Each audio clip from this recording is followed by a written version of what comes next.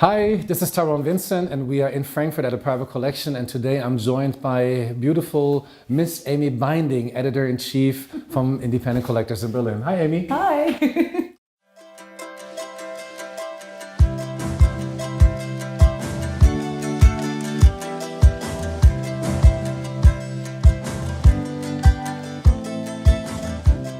I started collecting, and the funny thing is you only find out when you start collecting when you look back, when you bought the first pieces.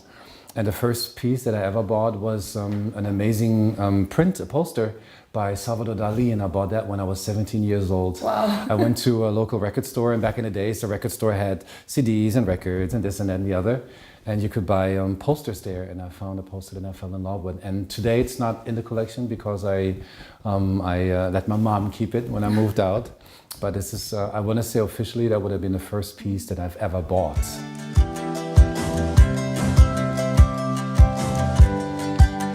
I don't even think today I'm realizing this is a collection. It's just things that that you grow close to, and it becomes more. But you know, when I see other people collecting, they have like 100, 200, 300, 400, or it doesn't matter how many pieces. I don't look at it as a collecting. I just surround myself with things that I really, really appreciate.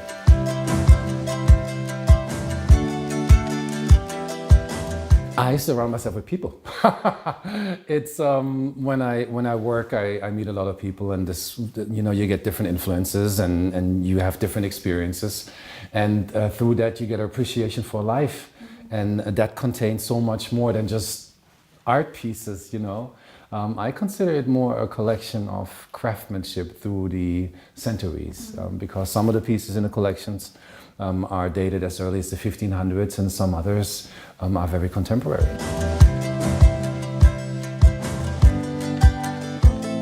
Being a collector, I want to say there is no process, because you go out, you have to start one day to let yourself sink in. That's how I call it. So it doesn't really matter if you find it in an art gallery, on a flea market. If an artist is going to give it to you, you go buy it on a fair. It really doesn't matter. The second that you look at a piece and it won't leave your brain, it's attached, and then you just have to test yourself and see if it's a stronger connection. And what I normally do before I get a piece, I sleep over it. You know, and that's been the process ever since. I normally fall in love with a piece, and then I just wait and see if the affection goes away. And if it doesn't go away, I normally go get the piece.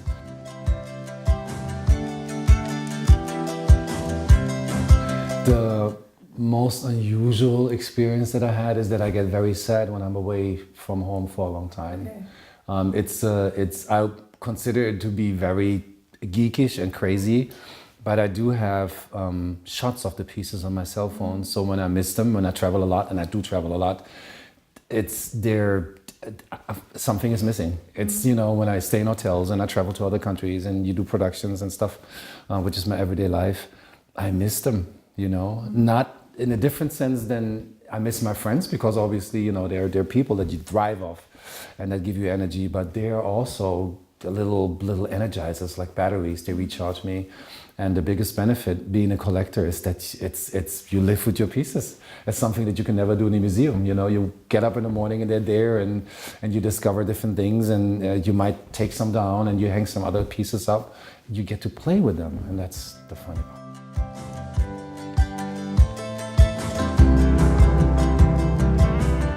Since it's so much work, I don't do it as much as I used to. With time, you become a little more relaxed and you allow people to sink into your brain. It happens. Of course, you have favorite pieces, and then you have to force yourself to sometimes let go and give other pieces in the collection a chance to shine. You know, there's obviously, we all don't have enough walls. So you have to take rotations, and some pieces that I'm reluctant of, they take a longer time to sink into me. I have an amazing work by Markus Lüpertz that I've had for 15 years. And I've only hung it the last 3 years, because before I took it out and I moved it back into storage, and I moved it out and moved it back, and then I tried something and it didn't work. And then eventually I had an idea what the wall is going to look like, that this piece is going to go on, and what it needs to be surrounded with in order to work. And that really takes time.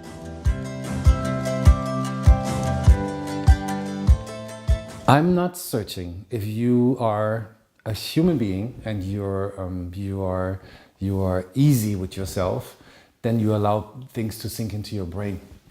And I could literally walk down the streets of Brazil or in Marrakesh or in Tokyo, and I'm open and I'm willing to see anything there is. It doesn't matter if it's comic art, calligraphy, oil paintings, sculpture work, installations. There is no filter. I'm trying to take in as much as I can. And the funny thing is, it's just like you take a piece of clay and you throw it on the wall. If it sticks on your brain and on your mind, it has something. It triggers something in me. And then the process is, after I'm being triggered, I'm trying to figure out if I could fall in love with this. You know, sometimes it's an immediate love, and you'd be like, "Ooh, I gotta have this," and I'm gonna show you some pieces later where this happened. And then sometimes you have some pieces that come from behind. They pop up, and then you do something else for a little while. Then they pop up against somewhere else, and then your brain starts working.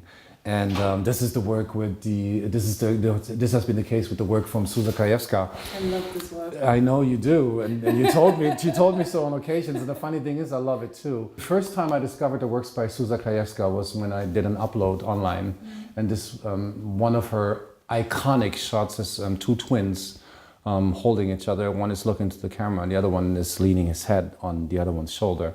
And that was an image that didn't leave my head for such a long time, you know. And when I dived into her work to realize how intense it really is and how personal it really is, I just had to contact her and buy some works for the collections, you know. And this has been with me ever since.